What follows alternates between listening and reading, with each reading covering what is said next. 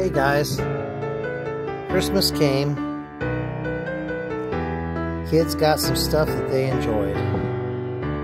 Even I did. Shoot, even the cats did. New Year's came and now it's 2022. So, I'm back at it. Gonna do another YouTube video. My son says, Dad, you need more content. So I thought I'd show you guys what I did today. Boring out some bearing seats in these sprockets, and they're pretty close tolerance fit, 3 to 4/10 press fit, and they come in as a slug with a 1-inch hole like this. Now I thought about doing these in the lathe and boring them out. They have a bearing seat on each side, but with this Haas mill I use the high feed mill in the back left corner and a 1/2-inch end mill, and then a 1-inch end mill to finish the through bore. I can get way better surface finishes on this Haas mill.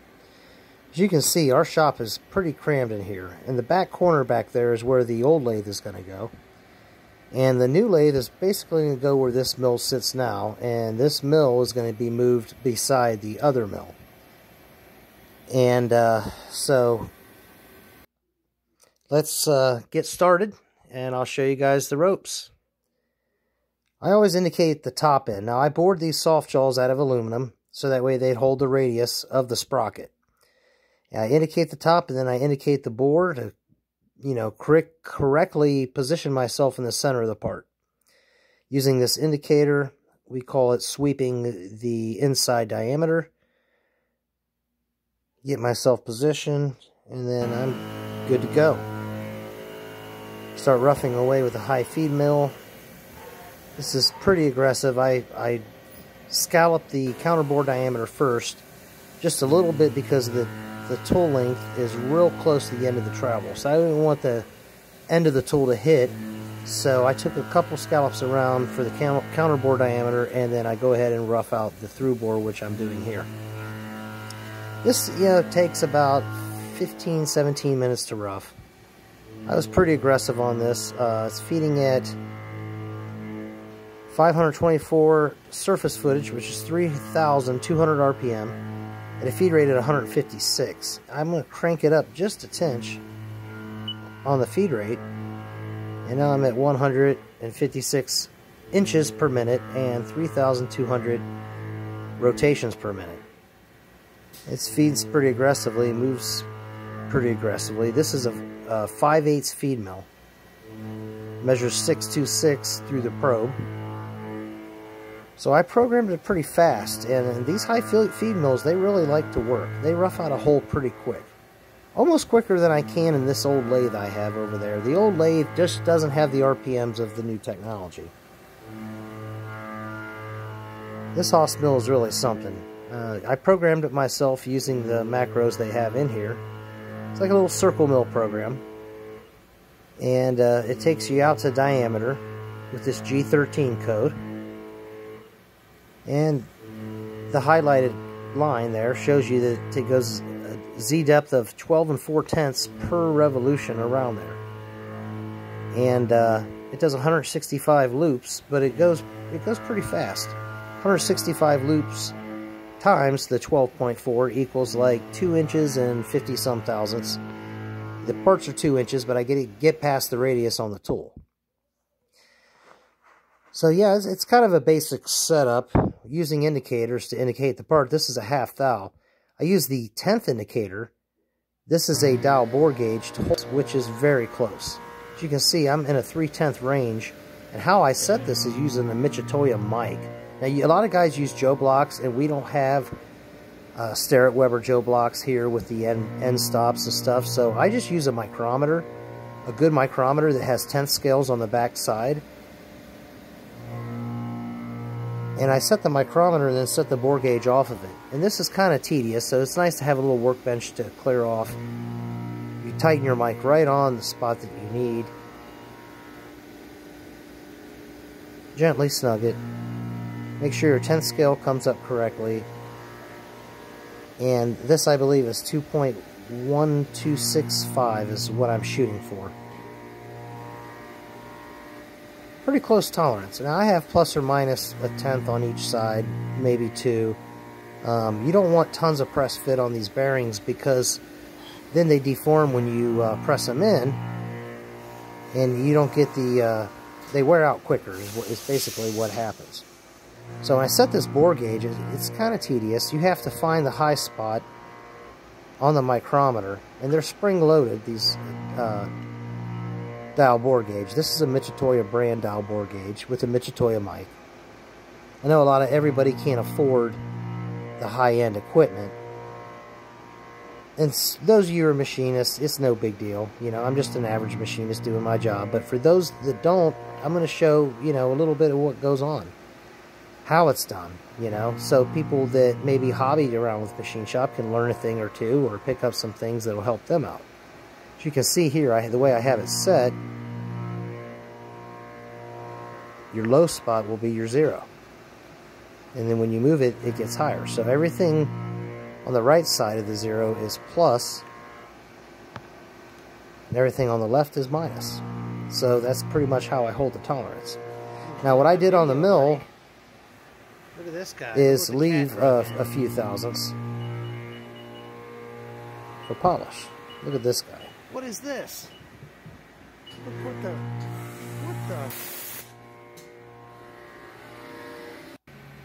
Kenny's always a trip.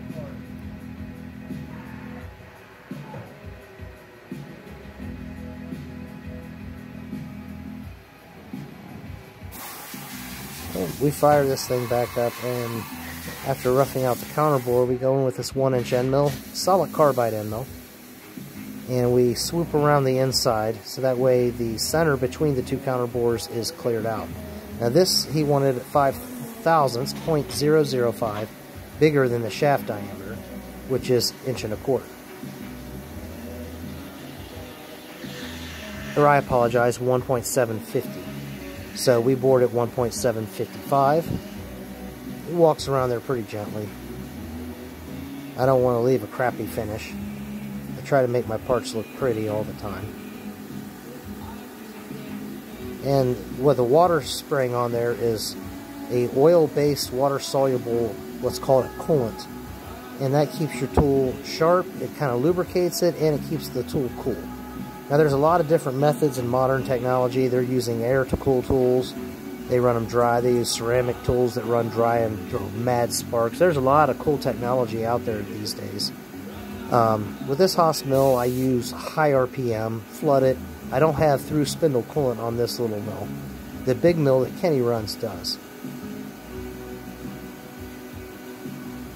Pretty neat little process if you've never seen it.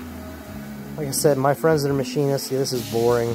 Most people, this is boring. To Rachel, this is boring. She says, nobody wants to watch your stupid video, Brian. Well, hey, people like to learn. It's a beautiful machine. I love this Haas. Probably the nicest machine that I've ever ran. That's why I chose to do it over here. I can circle mill a hole within a tenth. You know, the hardest thing is putting it in the vise. Same as the lathe, is sometimes they distort when you remove all the material, and that's what happened with these, is they ended up being out around about 3/10 to 5/10, just because of the amount of material that was removed from each side. But the bearing should press in just fine.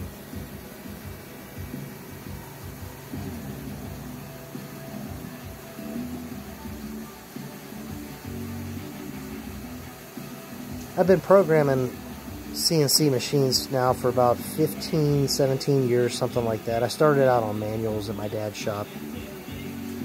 Co-opted in high school, took machine shop in high school, and basically it was a walk in the park the last 2 years because I kind of had a, you know, a little bit of experience. But yeah, the solid carbide end mills, especially when you have the spindle, you have the coolant flooding in there, it leaves a beautiful finish. Blow the excess coolant off, get some of the chips out of the way so you can see the kind of finish we got on the inside diameter. Focus. There we go. Pretty decent looking finish. You can see the rough on the counterbore and the high feed mill. Thing moves so aggressive, it leaves a pretty gnarly finish. Now when I check this through bore, I use a telescoping gauge. That's what this is. It's spring loaded. If you pull it, lock it, and you pull it straight up and out, well, you angle it until it slides off. You can actually check holes very precision with telescoping gauges. And you don't have to have stare-at telescoping gauges. You can buy a set of these at Harbor Freight. You can check cylinders with them, any kind of inside diameter, you know, check a little sleeve or something like that. And, well, you know, right on. So never leave the spring tension tightened on the telescoping gauges. I always release them so you don't wear your springs out. So then it's time to finish the counterbore. So I use a 1/2-inch solid carbide. Oh, first actually we're going to run a 45-degree around the top of the counterbore. I like to do this before I finish it. That way there isn't no burr, because a lot of times these indexable countersinks, they call it, or chamfer tool. It's terminology depending on where you live. They'll leave a little burr on the bore, and you know, this is a bearing that presses in relatively easy, not too much pressure. I don't want to have a burr in there. I want a smooth transition. So I put the 45-degree on first. Pretty simple process. Walks around there twice.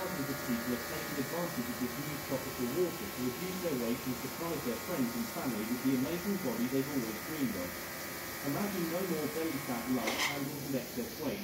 No more worrying about the constant strain put on your health, and best of all, never having to feel guilty about eating your favorite food. Looks good. The billion-dollar weight loss industry does not want you to see this video and discover this extraordinary secret.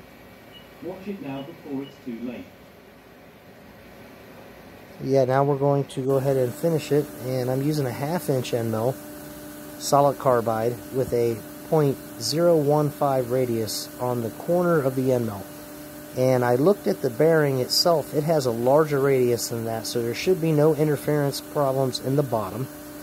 And this end mill, I have it really cranked up super fast. 575 surface footage. I'm running 4,300 RPM. Now this is coated end mill. I even cranked it up a little bit more, 4,700, 4,800 RPM. It's 60-some inches a minute. It's stepping down 10 thou per pass, and it's going to leave a beautiful finish. Interpolating very fast for finishing process. Now the holder is the key. That is a Schunk holder. These are made in Germany. That holder is 0 run out. So when you put that end mill in there, you can put a 10th indicator on it, and it does not run out at all. So that maximizes the efficiency and the finish. Your tools last longer. I think they say for every 3/10 of run out on an end mill, you lose tool life by 20%, 30%. So this is modern technology it's getting better and better and better. I've never had a mill like this that can circle mill so accurately as this Haas can. It's a sweet machine. I really, really like it. I mean, and that's why, you know, I get a good close-up on these finishes, and they're just beautiful. If I can ever get my phone to focus. I'm getting a new phone here soon, guys. Especially before summer comes. Get a couple cameras. Do some things that I've been kind of anticipating doing. So yeah, this thing will run for a little bit here, finishing this. This finish cycle, I think, takes about 20 minutes. And I know that seems like a lot of time, but you can't cheat precision. You don't want somebody breaking bearings trying to press them in something that's way, way, way too tight. So, you know, I'll stop it here and stop the spindle, turn the coolant off, blow it off a little bit, and take a peek and see how it's cutting, because I can just start it back up and keep rolling. As soon as that thing focuses, we got the good light inside the machine. You'll see that that finish is just... Come on now. There you go. That finish is pretty nice. That's the depth we're at this current point in time. If I just start the spindle back up, turn the coolant back on, shut the door, and don't mash the wrong button, because then you would like crash. And You know, that's a lot of things that people don't realize. This little sprocket's probably $50, $60 off a McMaster car. You know, they build things with them, different machinery. It's for a customer here in Akron. So you don't want to mess up, you know. You don't want to accidentally move the Y-axis across and rip the tool through the part and move your Kurt vise, and then, you know, you have a rough day. It can turn into that. I've been there. I just turn the thing on and keep rolling. Stuff can go bad really quick. This tooling is very expensive. This machine is $100,000 plus. I'm very fortunate that my boss is getting me a new CNC lathe. It should be here in a week or two. Probably going to do some pictures and a video about the Doosan lathe. The Titans of CNC have the same lathe at their shop, and they've done a lot of videos with it. And we can't even come close to anything they do, but, you know, I watch their videos and admire the success and the triumphs them guys can accomplish. I mean, they machine some beautiful pieces of artwork, and it's a pleasure to watch them. You know, that's why I'm doing this video. It isn't because I want to get rich or famous. It's just something to do so somewhere down the line my family or friends can watch. My son can watch 10, 15 years from now and say, hey, this is the kind of stuff my dad was doing. All these young kids love to be YouTubers. Well, it's also a way to share your experiences and document them. It's like a video diary. And I was telling my fiance, Rachel, you know, videos are way more personal than just pictures. You feel like you're there in a video. And we grew up with, you know, VCRs and camcorders, and, you know, everybody did home movies in the late 80s, early 90s. And now that we have these phones, we really just take it for granted and don't capture enough of our kids growing up. I surely don't have enough video of my son Cale when he was little. But yeah, things are going to get busy here. As you can see, we got the conveyor over there. That came in. Been busy. I did this plate yesterday. That's a mounting base plate for these here that we did for another customer. A lot of little pieces lately that have come and gone, and more of these are coming. So we got some stuff slamming coming.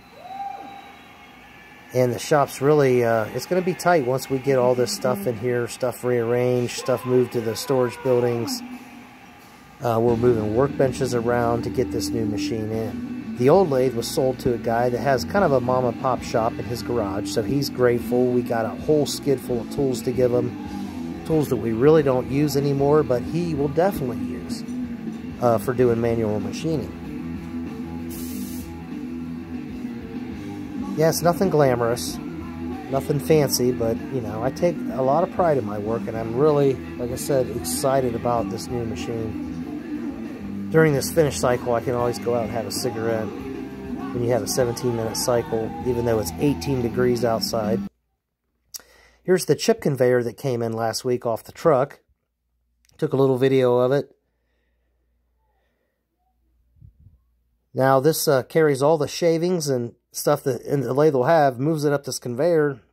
Then you can put like a cart underneath it that catches them, or a barrel. This is a variable speed. You can forward and reverse it. You can slow it down. You could probably program it to come on certain times, actually. This thing is made here in the United States, Kings Mountain, North Carolina. Pretty fancy. It's got cool cut out there with some red and black paint. It should match the Doosan pretty well. So yeah, I'll do a little POV action here, blowing this part off and getting these set up. When I got done here on the mill, I left about 3/10, 4/10 in there for polishing. And what I like to do is take them over to the lathe and spin them up, hit them with Scotch-Brite, little piece of sandpaper, shine all the edges and crisp them up on the face. That way everything just really shines. You can't really tell then if it's milled or it's turned. It just looks really good. So while this is going, grab a drink here and then get busy, go over to the lathe and chuck this part up.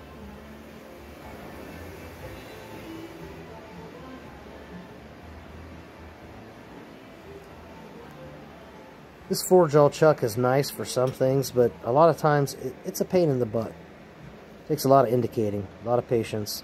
I can do this, done it thousands and thousands and thousands of times over the years. Pretty much a walk in the park for me.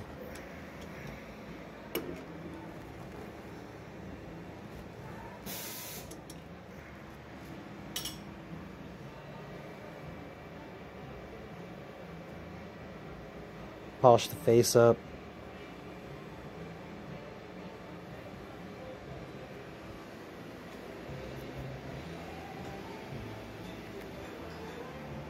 Make sure everything looks pretty. Grab the next one.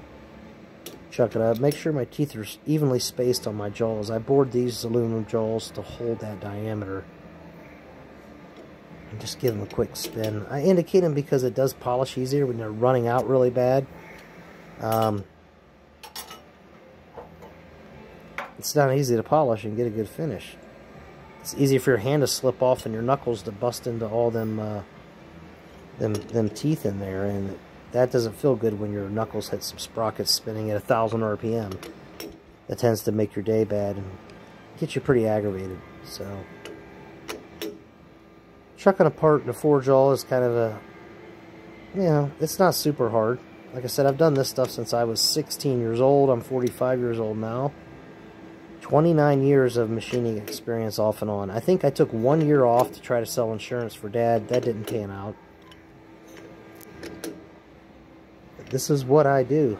And we're lucky to have a clean shop here. We're lucky to have a boss that has a water system that has clean water. Our coolant here is unbelievably clean. The shop's unbelievably clean. He maintenances everything, so we got this baby cranking, like I said, 1,300 RPM. So I reach in there with a little piece of sandpaper, barely hit it. Make sure there ain't no burrs in there. This is some really fine grit. I think it's like 300 grit or something like that. Real fine. And then I take this little block and I hold some aggressive grit. Well, not super aggressive. It's like 120 grit on the face. Polish the face up there.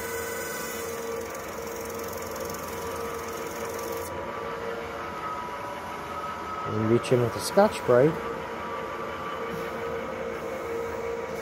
Hit the corners, hit the chamfer, and hit the bore.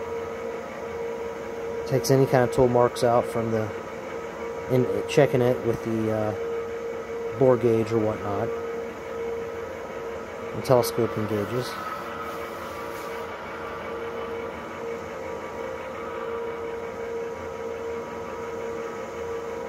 You just gotta be careful when, you know, you got pieces of metal spinning that fast. You definitely want to pay attention to what you're doing. Pull your sleeves up. Never have jewelry hanging down or long hair. Don't be a hippie. Put it in a ponytail. No matter how cool you think your long bangs are, it ain't worth having them ripped out of your scalp. And we check with a bore gauge. Get that on camera here. And bingo. We are set. Right on the money.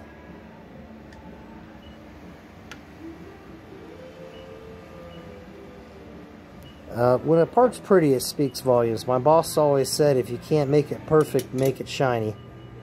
And that's because the customer always likes a pretty looking part. It can be a perfect part, but if you accidentally have a bunch of gouges in the side because you slipped up and did this or did that, you know, it kind of frowns the mood. It might be a functioning part, but there's times for certain high-end customers we've perfectly scrapped perfectly functioning parts because they didn't look good or the finish just wasn't quite right, even though it wasn't called out. It was a customer that was high-end. It was a customer that expected perfection from us. Kenny, joke of the day. What do you got? What's brown and sticky? I don't know. A stick. A stick? Brown and sticky? Brown and sticky. I thought you were going to say a turd. Yeah, I know it. That was the thing. So this, ladies and gentlemen, This guy. wrapping up this video, I'm going to show you a decimal equivalent chart. You can get these at most machine tool sales shops that sell like drills and end mills and taps and whatnot. At the bottom of it, it has a tap drill chart. And basically it shows you what size tap it has, and on the right hand side it'll show you what drill you have for that tap. So if I point to the 1" 8, as you can see, the tap drill for a 1" 8 is a 7/8. So if you have a cheap pair of Harbor Freight digital calipers, and you could check the hole, and then you know that it's 0.875, well, you know that's a 1" 8 tap. So on and so forth. It has pipe threads, different sizes. We have metric threads over here on this chart, and even machine screws. So just something to know for my friends who aren't machinists. A lot of people, you know, machinists take things for granted, knowledge that we have. A lot of it's just reference stuff, man. It's just knowing what you got. And a lot of mechanics will lose a bolt or nut and, oh man, I'm screwed. Well, thanks again for watching, guys. Till next time.